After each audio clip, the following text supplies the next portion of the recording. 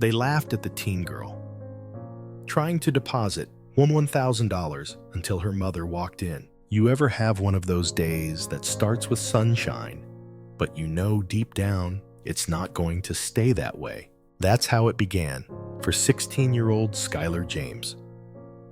It was a crisp Thursday afternoon in Portland, Oregon. The kind of day where the air is so fresh it almost feels like a clean slate. Skylar had no idea that the moment she stepped into the lobby of Cascade Heritage Bank, everything she believed about respect, perception, and identity was about to be tested. She wasn't nervous. She wasn't trying to prove anything. She was just there to make a deposit, $1,000, money she had earned painstakingly over 9 months of building her small but growing online art business. Skylar designed custom digital portraits, sold hand-painted canvases, and ran commissions for everything from pets to prom photos. Her room was cluttered with supplies, sketchbooks, and post-it notes of customer names. And every dollar in that deposit envelope was a symbol of one thing. Her drive. She pushed through the glass doors of the bank, shook the cold off her hoodie, and stepped toward the teller window. "Hi," she said with a polite smile. "I'd like to deposit this into my account." The teller was a white woman, mid-40s, blonde bob, blue eyes that scanned Skylar like a barcode. Her name tag read Marcia. Marcia didn't smile. She glanced at the envelope, then back at Skylar. "I'm sorry," she said, sliding the money back with 2 fingers. "We can't process this." Skylar blinked. "Why not?" "That's a large sum of money," Marcia replied, tilting her head with faux sympathy. "Do you have a parent with you?" Skylar straightened her spine. "No, but this is my account. I've deposited money here before, eh?" Marcia exhaled slowly, as if she were explaining algebra to a toddler.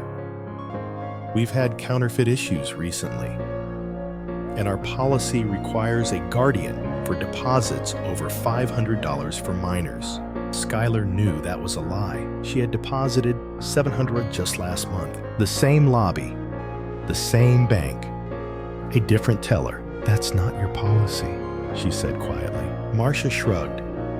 "It is today." The air in the lobby shifted. A man in a suit, 2 windows over, raised an eyebrow. A young mom, pulling her toddler, looked away quickly.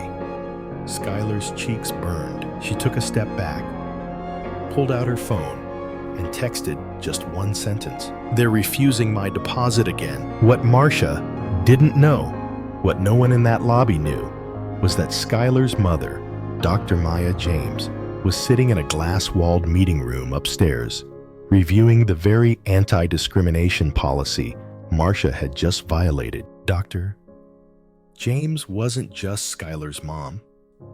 She was the new vice president of legal affairs for Cascade Heritage Bank, a former civil rights attorney, a Columbia law graduate, and a woman who knew exactly what it felt like to be dismissed, doubted, and disregarded. Skylar's phone buzzed. "Stay there.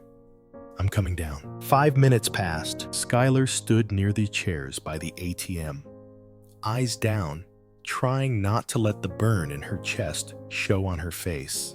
Then the elevator doors opened, and everything stopped. Dr.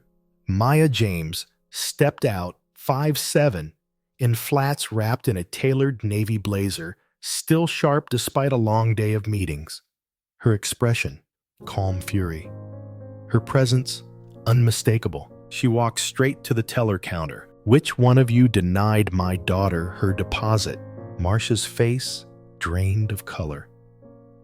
"Dr. James I didn't know she was your, You didn't know because you didn't ask." Maya replied, her voice razor sharp. "You assumed. And worse, you made up policy to justify your bias." The branch manager came sprinting out, nearly tripping on the rug. Dr. James there sincerely apologize. There's clearly been a misunderstanding. Oh, there's no misunderstanding, Maya snapped.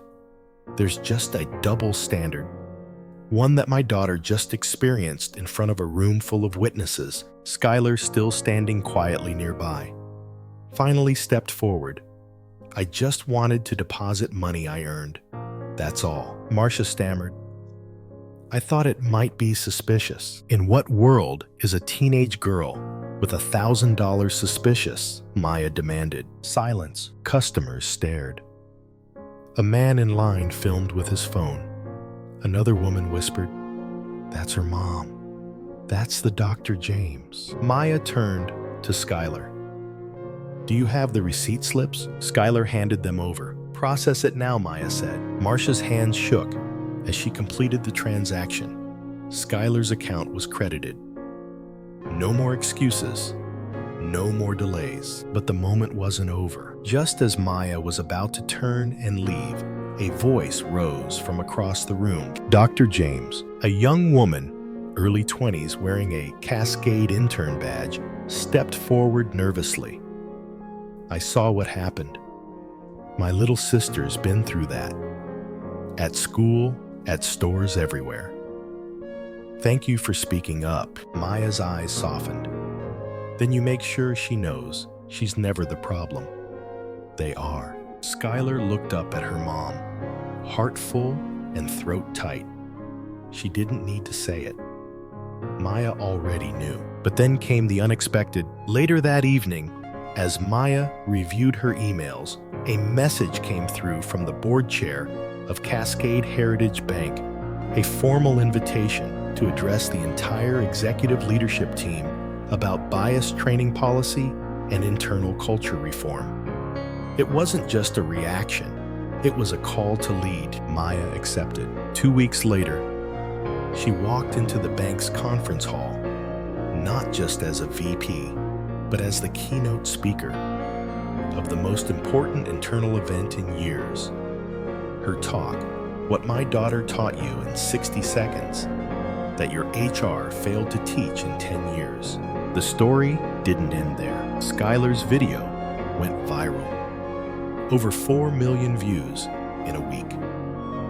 She was invited to speak at youth leadership panels, asked to mentor other young artists, even featured in a documentary segment about teen entrepreneurs of color. But 3 days after her mom's speech, something even more unexpected happened. A letter arrived by courier, handwritten on bank letterhead.